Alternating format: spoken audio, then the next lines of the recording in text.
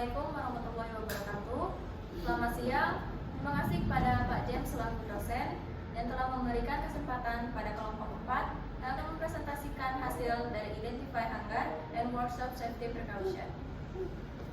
Untuk materi yang akan disampaikan, itu pertama ada Introduction, yang kedua Identify Poster, yang ketiga Emergency Evacuation, yang keempat First Aid, yang kelima ada Chemicals, yang keenam ada PPE, yang ketujuh ada Fire Protection, dan yang ketujuh ada Document Workshop. Delapan ada Document Workshop. Masuk ke materi yang pertama, itu tentang Introduction. Saya akan menjelaskan tentang Introduction, dan saya sendiri Indah Februari Azahra dengan NIM 10. Next.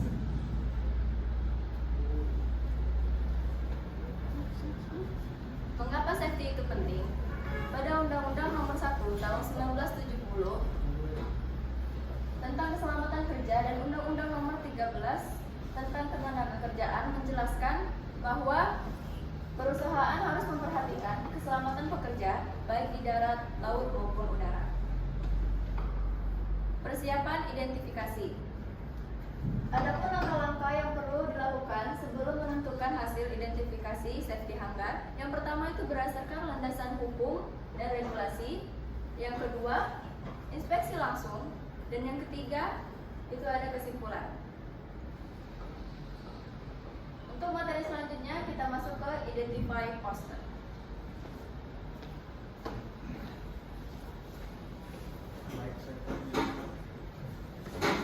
Baik, saya Rejo Sokwatam. Saya akan menjelaskan NIM 11. Saya akan menjelaskan tentang Identify Poster. Landasan hukumnya yaitu Undang-Undang Nomor 13 Tahun 2003 tentang Ketenagakerjaan Pasal 33 yang menjelaskan mengatur kewajiban pengusaha untuk menyediakan informasi yang berkaitan dengan keselamatan dan kesehatan kerja. Poster-poster yang berkaitan dengan keselamatan kerja atau hak kerja yang harus disediakan oleh pengusaha. Selanjutnya jenis-jenis poster itu ada poster kesehatan dan keselamatan kerja, poster ketenagakerjaan, poster anti kekerasan dan anti diskriminasi, poster lingkungan, poster pembelajaran dan pengetahuan, serta poster tentang hukum dan regulasi penerbangan. Selanjutnya ini hasil inspeksi dari kelompok kami. Hasil inspeksi poster di Aircraft System Shop yaitu ada poster dilarang makan dan minum dan poster dilarang menggunakan handphone. Statusnya satisfied. Dan selanjutnya ada poster di store yang bersangkutan dengan hydran, statusnya satisfied. Selanjutnya ada poster di chemical room, statusnya satisfied.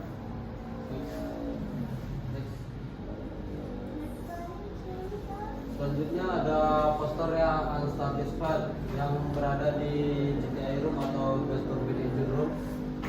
Berikut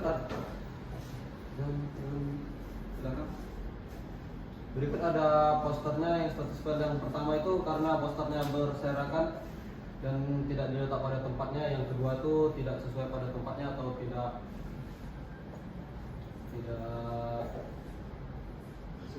sesuai pada tempatnya. Next. Kesimpulannya dari hasil inspeksi kami masih ada beberapa jenis poster yang masih perlu ditambahkan seperti tentang anti kekerasan, diskriminasi, dan ketenagakerjaan. Diperlukan juga untuk membuat ukuran poster lebih besar lagi dan dipasangkan pada lokasi yang strategis. Next. Berikut saran dari kelompok kami dari Identify Poster, yaitu mungkin ada ruangan yang perlu ditambahkan poster seperti GWS. Jadi di GWS itu tidak ada sama sekali poster anti bahaya. Jadi mungkin ada saran dari kelompok kami ditambahkan poster area wajib APD seperti helm dan kacamata serta safety glove dan safety shoes. Berikutnya ada di ruangan chemical. Mungkin saran dari kami juga sama seperti yang di GWS. Mungkin perlu ditambahkan poster area wajib APD karena dua ruangan ini yang pertama itu ada GWS, mungkin saat mengikir atau memahat mungkin serpiannya dapat masuk ke mata atau melukai tangan. Yang kedua area semikal, jadi mungkin cairan kimia yang berada di ruangan semikal mungkin jika mengenai kulit mungkin dapat mengakibatkan kulit terbakar dan iritasi.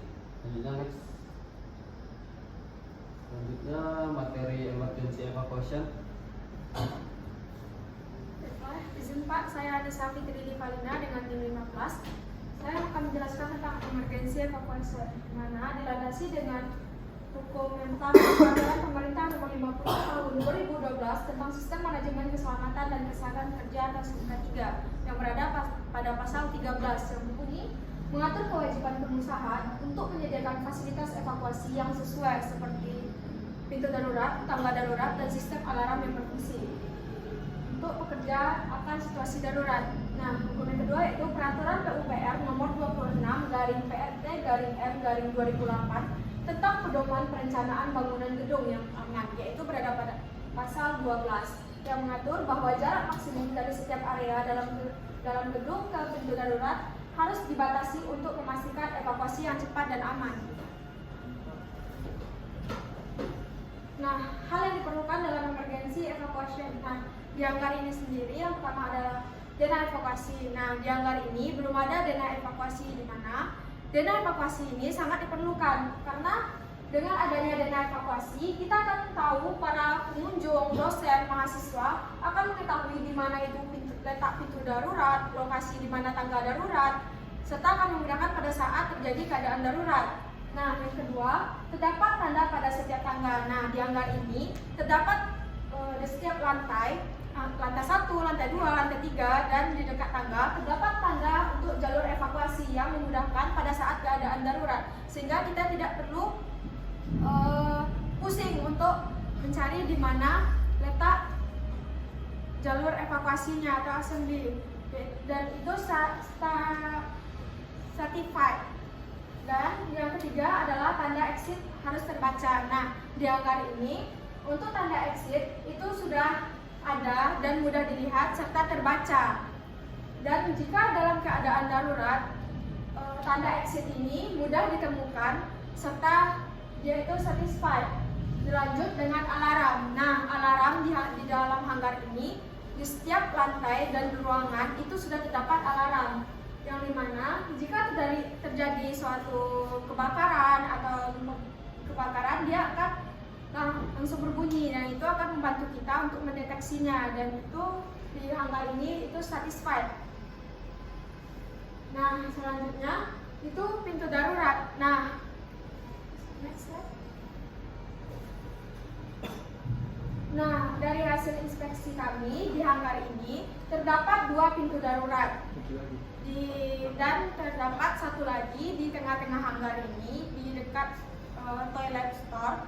Nah, di sana pintu emergensinya tidak bisa digunakan dan itu terhalang oleh meja, kursi, dan pintunya itu tidak bisa tidak bisa dibuka dan itu terkunci, serta di depan pintu emergensi itu terdapat kolam, serta itu tidak memungkinkan untuk dijadikan assembly point atau titik kumpul, dan itu unsatisfied.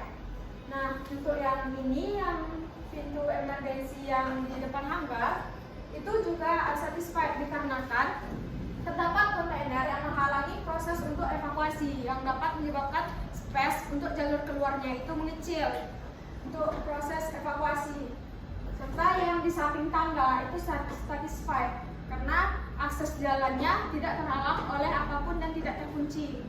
Nah, balik lagi. Enggak. Nah, yang terakhir yaitu assembly point atau titik kumpul. Nah, di hanggar ini terdapat 2 titik kumpul yang dekat. Yang pertama ada di depan hanggar dan di depan tekno. Dan itu kalau ke tekno kurang lebih 100 meter. Dan kalau ke depan di depan hanggar ini itu mungkin melebihi dari 20 meter. Nah, selanjutnya yaitu tangga darurat. Nah, di hanggar ini untuk tangga darurat itu satisfied, di mana di gedung ini memiliki 3 lantai dan 2 tangga untuk jalur evakuasi. Nah, di tangga ini pun terdapat pagar. Yang ini juga satisfied, yang mana jika terjadi kita pada saat keadaan darurat, misal berlari, kita bisa memegang pegangan tangga agar tidak terjatuh. Ini satisfied ya, tangga darurat yang di hanggar. Nah, yang ketiga ada tanda dan jalur evakuasi. Nah, di hanggar ini untuk tanda dan jalur evakuasi ini itu satisfied, di mana di setiap lantai dekat tangga atau itu memudahkan untuk mengetahui di mana jalur evakuasi itu berada untuk menemukan jalur evakuasi. Dan ini satisfied. Nah, kesimpulan dari inspeksi kelompok kami untuk emergensi evakuasi adalah di hanggar ini emergensi evakuasi sudah memadai, tapi ada beberapa hal yang perlu ditambahkan, yaitu seperti denah atau peta evakuasi dan perbaikan tanda jalur evakuasi, karena ada di beberapa lantai dekat tangga itu tanda jalur evakuasinya sudah memudar. Oke, next. Baiklah, itu sekian dari materi emergency evacuation. Selanjutnya dilanjutkan oleh rekan saya. Baiklah, saya Malia dan saya NIM 12. Di sini saya akan menjelaskan tentang first aid. Nah, first aid itu adalah pertolongan pertama pada kecelakaan, biasa disebut dengan P3K, di tempat kerja untuk pekerja atau orang lain yang mengalami cedera atau cedera sebelum medis profesional datang. Nah, P3K di sini itu sudah diatur oleh Peraturan Menteri Tenaga Kerja Transmigrasi Nomor 15 Tahun 2008. Next. Di Permenaker Trans ini nomor 15 tahun 2008 pasal 1 itu menentukan ketentuan umumnya. Itu terdapat 2, yaitu petugas P3K pada ayat 2 dan fasilitas P3K pada ayat ketiga. Next. Di sini saya akan menjelaskan tentang petugas P3K terlebih dahulu. Petugas P3K itu merupakan orang yang diutus atau ditunjuk oleh pengurus untuk menangani pekerja yang mengalami cedera di tempat kerja. Nah, menjadi petugas P3K juga memiliki ketentuan-ketentuan yang sudah diatur oleh undang-undang. Itu ada memiliki lisensi dan buku kegiatan P3K. Memiliki lisensi di sini itu mengikuti pelatihan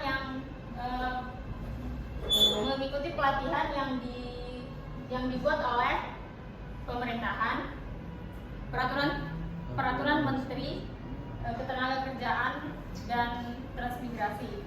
Lalu kedua ada jumlah petugas yang ditentukan oleh jumlah pekerja dan potensi bahayanya. Bisa dilihat di tabel yang ada di slide, itu ada jumlah petugas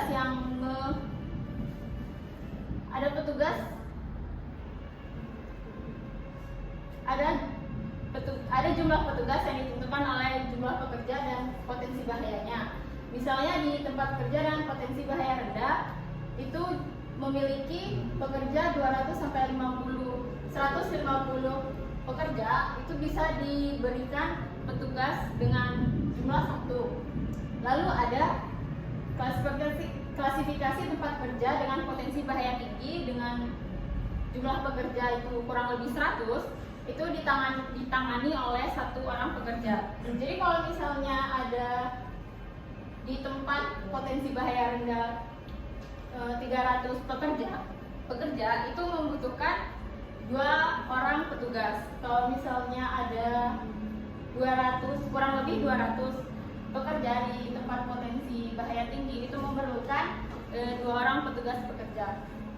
Lalu yang ketiga itu petugas menggunakan tanda khusus pengenal. Itu agar mudah ketika ada orang yang mengalami cedera agar menemukan petugasnya. Next. Lalu ini adalah hasil identifikasi kelompok kami pada petugas pekerja. Yang pertama ada petugas pekerja di sini itu unsatisfied karena kurangnya informasi siapa dan berapa jumlah tentang petugas P3K yang bertugas di hanggar ini. Lalu poin kedua itu ada lisensi dan buku kegiatan. Itu merupakan non-advice karena ketidaktersediaan informasi petugas P3K yang memiliki lisensi dan buku kegiatan P3K. Lalu poin ketiga itu tanda pengenal.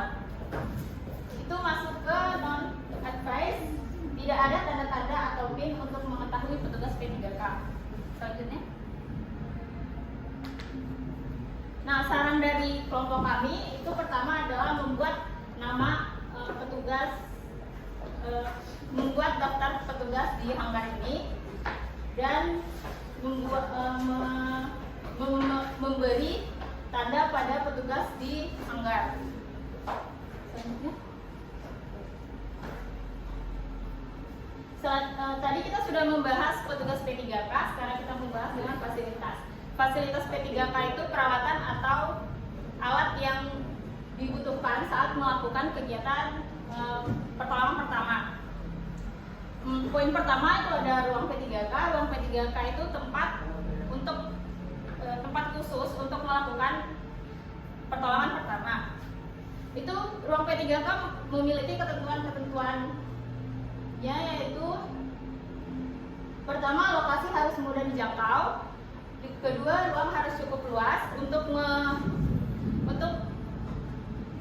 ruang harus cukup luas itu untuk pasien, peralatan atau petugas yang bekerja di situ. Lalu ada ketiga, kondisi harus layak pakai. Keempat, ruang harus diberi tanda agar mudah ditemukannya ruang tersebut. Lalu ruang harus dilengkapi dengan peralatan P3K agar memudahkan untuk melakukan pertolongan pertama. Poin kedua itu ada kotak P3K. Kotak P3K itu tempat untuk alat-alat untuk menolong pertolongan pertama. Juga memiliki ketentuannya, yaitu bahan kotak P3K harus kuat dan mudah dibawa. Kedua, isi kotak P3K itu sesuai dengan daftar yang ditetapkan pada Permenaker Trans nomor 15 tahun 2008, itu sudah ditentukan di situ. Dan tempat kotak P3K yang mudah dilihat dan dijangkau. Terus diberi tanda pada setiap kotaknya. Lalu poin keempat itu jumlah kotak disesuaikan dengan jumlah pekerja dan potensi bahayanya. Selanjutnya. Next. Nah, di sini itu ada tabel. Tabel ini didapat dari Undang-Undang Permenaker Trans nomor 15 tahun 2008. Di sini menyatakan kalau misalnya ada 3 jenis kotak P3K, yaitu kotak A, kotak B, dan kotak C. Nah, kotak A di sini itu untuk jumlah petugas untuk 25 pekerja atau buruh kurang lebih. Lalu ada kotak B yaitu untuk 50 pekerja atau buruh, dan lalu ada kotak C untuk 100 pekerja atau buruh. Ada keterangan yaitu satu kotak B itu setara dengan 2 kotak A, satu kotak C itu setara dengan 2 kotak B.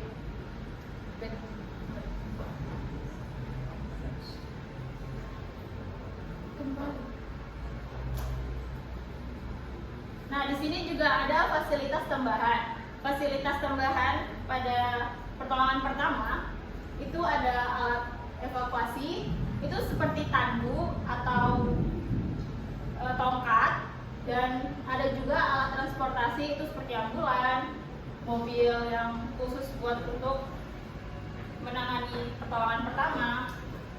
lalu ada alat pelindung diri, lalu ada peralatan khusus. Itu contohnya alat shower dan pencuci mata. Selanjutnya.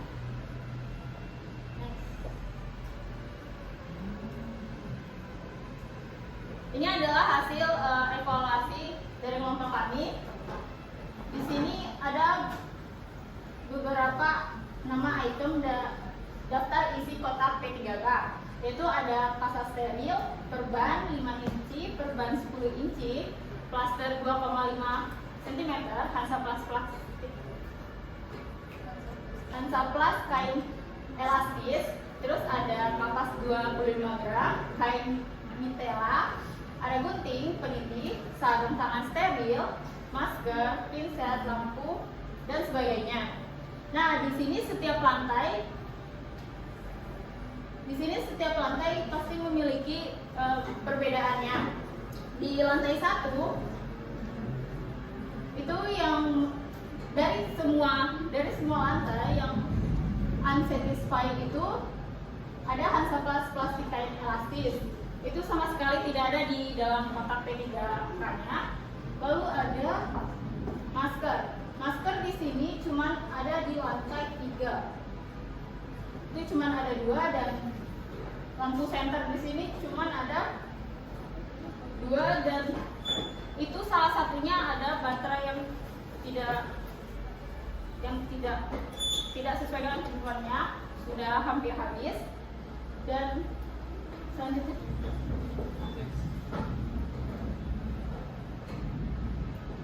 ini hasil identifikasi kami di P3K.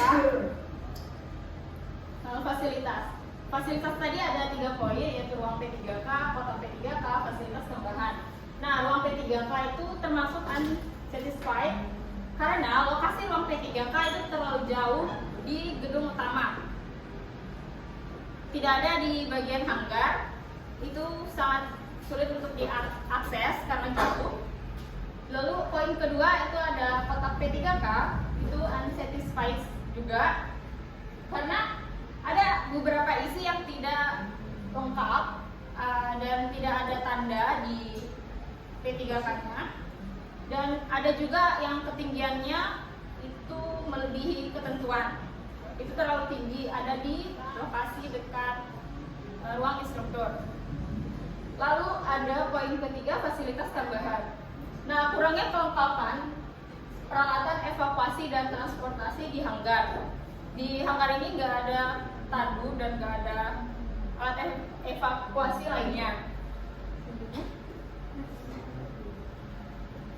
Saran dari kami untuk ruang P3K itu adalah pengurus pada hanggar ini harus membuat ruang P3K yang lebih dekat dengan hanggar dan mudah terlihat, dan memberi tanda pada ruang P3K tersebut.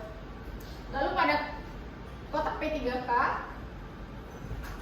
saran dari kami itu ada isi ulang P3K secara teratur, terutama untuk perlengkapan yang cepat habis atau rusak, dan diberi tanda pengenal yang jelas pada setiap kotaknya. Yang terakhir itu peralatan tambahan, itu mohon dilengkapi peralatan evakuasinya dan sesuai jenis potensi bahaya di hanggar.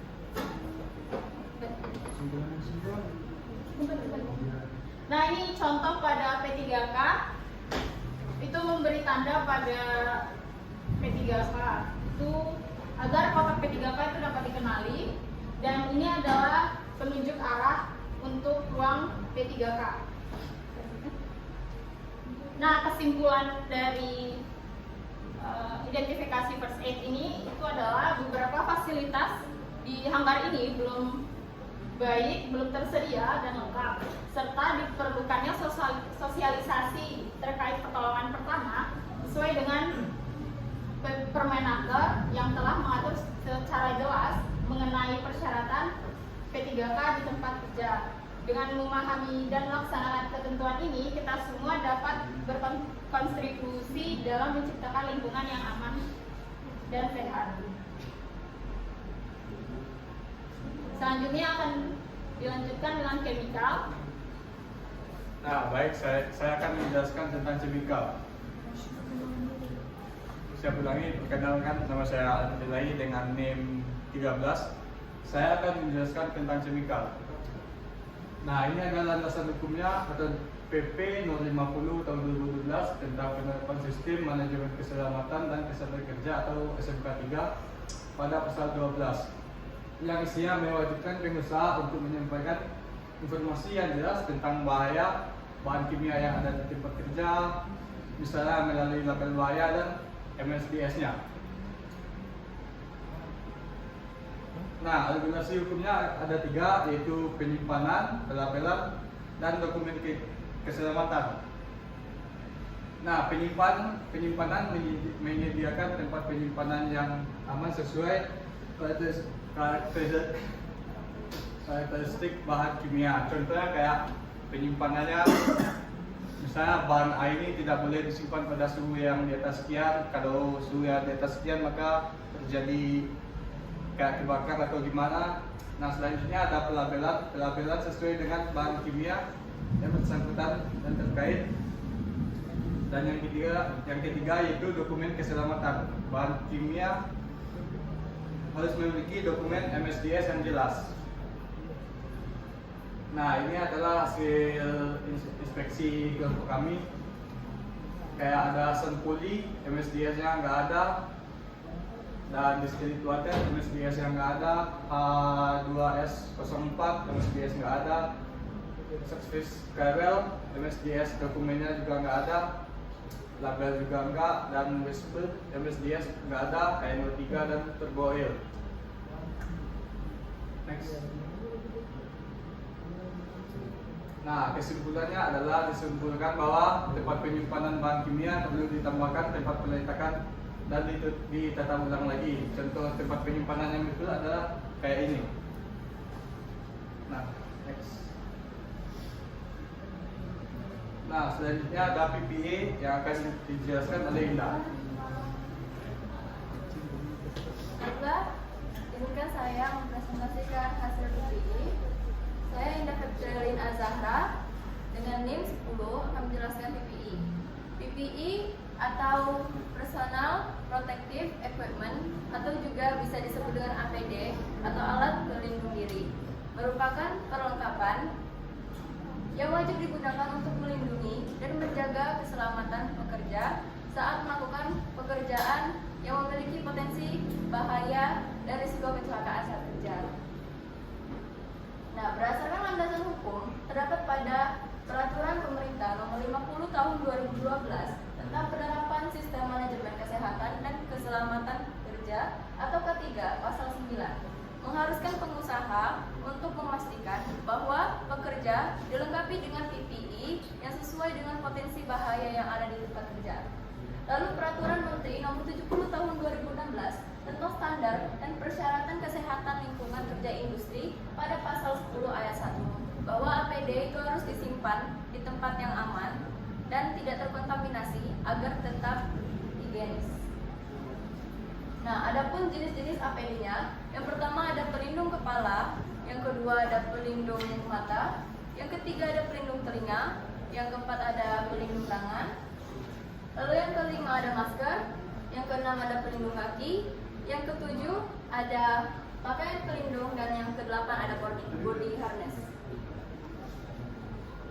Nah, adapun APD yang tersedia di hanggar, ini hasil inspeksi kelompok 4 bahwa APD yang tersedia di hanggar itu lengkap sesuai dengan undang-undang dan kondisi serta tempat penyimpanannya juga sangat baik, maka hasilnya satisfied.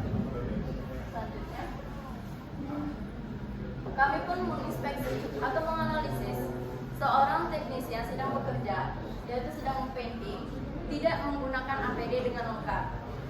Mereka hanya menggunakan pelindung kaki dan pakaian pelindung, tidak menggunakan pelindung kepala, pelindung mata, pelindung tangan, masker, dan body harness. Contohnya dari sini tidak lengkap. Sedangkan pelindung telinga itu tidak diperlukan untuk di saat painting. Next. Dan yang analisis kedua itu removing plastik. tidak menggunakan APD sama sekali, dia tidak menggunakan pelindung kepala, bahkan tidak menggunakan pelindung kaki, pakaian pelindung, body harness. Untuk selanjutnya, kesimpulan. Jadi suatu pekerjaan itu harus diwajibkan menggunakan APD untuk mencegah dari resiko kecelakaan. Untuk materi selanjutnya itu ada fire protection. Izin Bapak, nama saya Bukan Maulana, NIM 14. Saya akan menjelaskan fire protection. Fire protection landasan hukumnya apa sih? Nah, Peraturan Menteri Pekerjaan Umum Nomor 26 tahun 2008 itu menjelaskan tentang menganalisis dampak kebakaran pada bangunan yang mengenai pasal 4. Isinya adalah mengatur kewajiban menyediakan sistem proteksi kebakaran yang memadai dalam bangunan, termasuk alat pemadam kebakaran dan alat pemadam api ringan, yang dapat dimudahkan aksesnya dengan lebih mudah. Nah, sebelumnya fire protection itu apa sih? Fire protection adalah perlindungan kebakaran, adalah langkah-langkah atau sesuatu yang dirancang untuk mencegah, mengendalikan, dan mengurangi dampak kebakaran. Tujuannya adalah untuk melindungi manusia, properti dari bahayanya kebakaran. Terus ini adalah hasil inspeksi kami. Di lantai 1 ada di propeller shop yang unsatisfied. Alasannya adalah apa jenis extinguisher CO2 itu tempatnya tidak mudah dijangkau.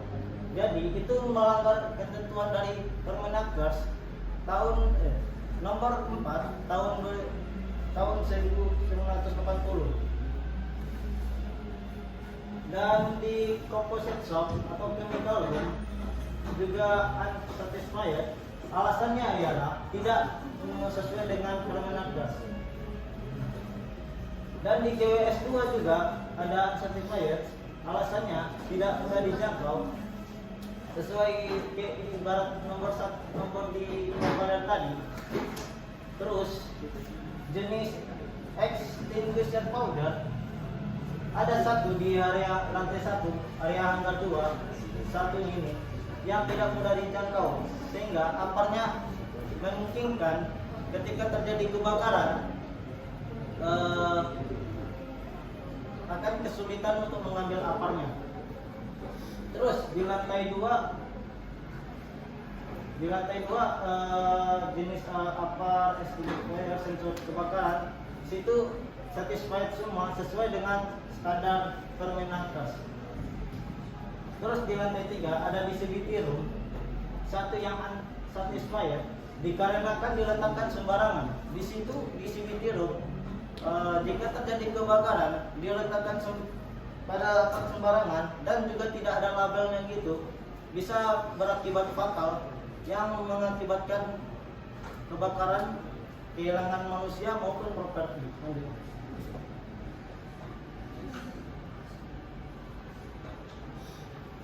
Terus tadi kan ada jenis-jenis kesalahan peletakan apar, yaitu kesalahan pertama meletakkan apar bukan pada tempatnya. Itu menurut hukum kena di Permenaker nomor 04 tahun 1980 yang menjelaskan tempat dan apar dia harus ditempatkan pada tempat yang mudah diakses dan tidak terhalang oleh benda-benda lain.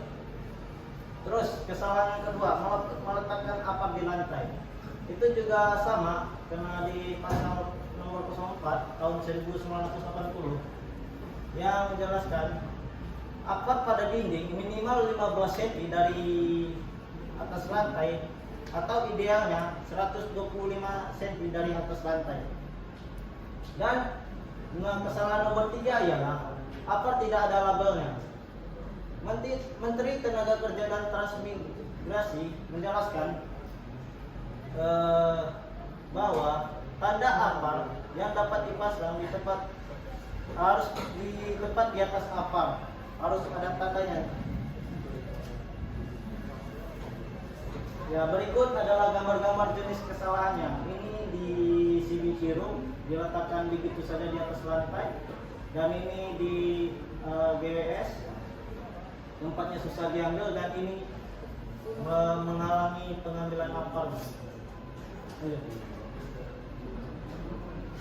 Nah, saran saya untuk apar di hanggar ini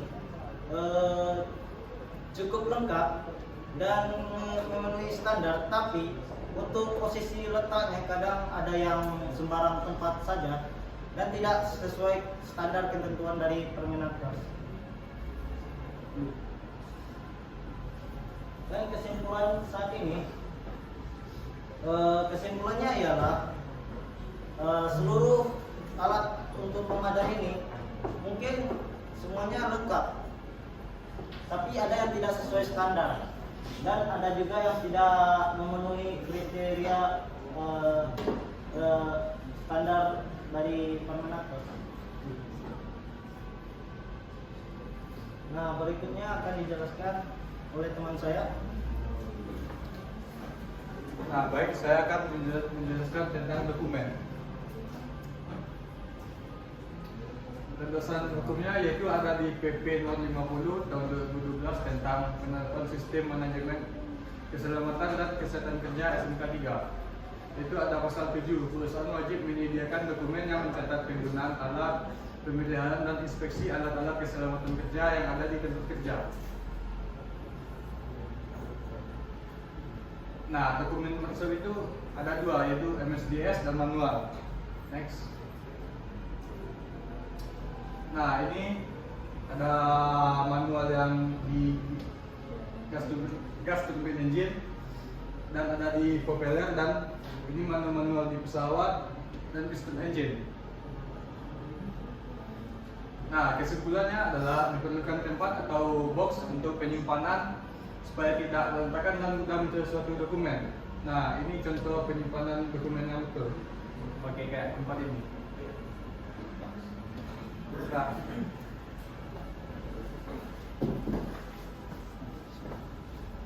Baiklah, sekian hasil presentasi tentang identifikasi hangar and workshop safety precaution. Selanjutnya kami akan menjelaskan tentang HIRA. Terus Sabira jadi kan?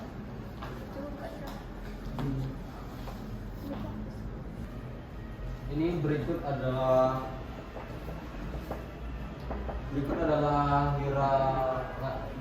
hasil inspeksi HIRA dari kelompok 4, yaitu yang paling parah ada yang pertama, ya, salah satunya adalah di bagian di ruangan CBT room. Itu terdapat kebocoran pada plafon yang di bawahnya itu persis ada extension, dan kebocoran pada plafon tersebut jika tergenang di lantai dan terjadi korsleting, sehingga ketika ada mahasiswa atau dosen atau CS yang lewat mungkin dapat tersengat oleh aliran listrik dan menyebabkan kebakaran serta korsleting. Selanjutnya untuk risk levelnya yaitu medium, serta konsekuensinya adalah 4, serta likelihood-nya adalah D, serta mitigationnya adalah memperbaiki dan mengganti plafon yang bocor, serta jika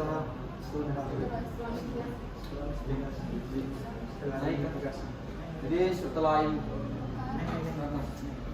setelah mitigation likelihood-nya turun menjadi E, serta konsekuensinya turun menjadi 1, dan risk levelnya jadi low.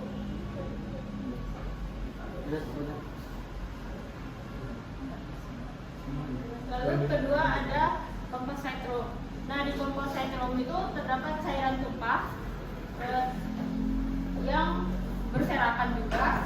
Itu cairan tumpah tidak segera dibersihkan, itu dapat menyebabkan gangguan pernapasan jika dihirup, dan itu dapat mengakibatkan iritasi apabila terkena kulit. Lalu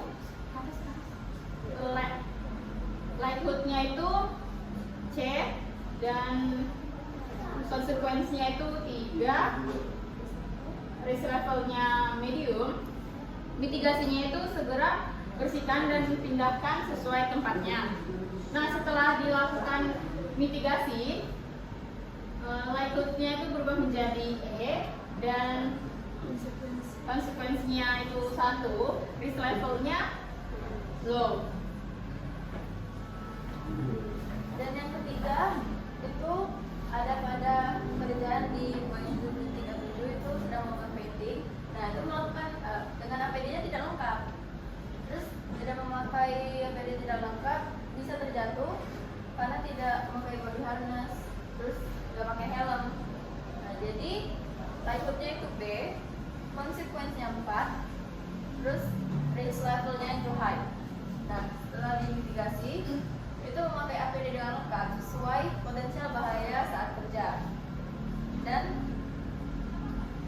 ini likelihood-nya menjadi C, terus ini konsekuensinya 2, untuk yang risk levelnya menjadi low.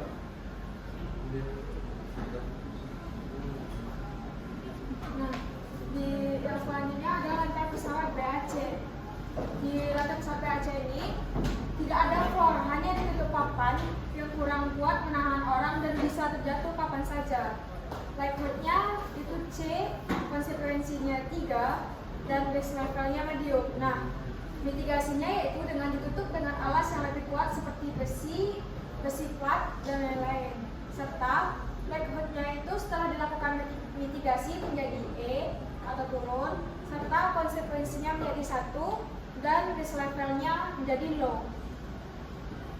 Nah, berikutnya ada di pagar pembatasan di lantai 2 dan lantai 3. Itu pagar pembatasannya kurang tinggi dan bisa mengakibatkan orang terjatuh. Itu likelihood-nya D, dan konsekuensinya 4, dan risk levelnya medium. Nah, mitigasinya ialah menambah tinggi pagar atau memberi peringatan untuk tidak bersandar di pagar.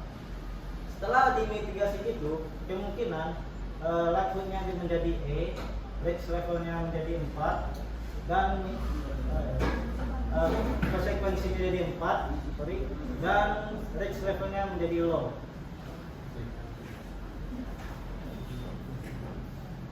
Nah, ini ada pada mesin partnya yang hilang dapat mengakibatkan buta jika mengenai mata karena serpian yang menyebar.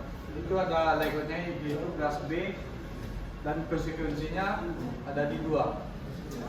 Terus levelnya yaitu medium, dan mitigasi ada memasang part yang hilang ini. Dan setelah dimitigasi maka likelihood-nya jadi D, konsekuensinya jadi 2, dan levelnya jadi low.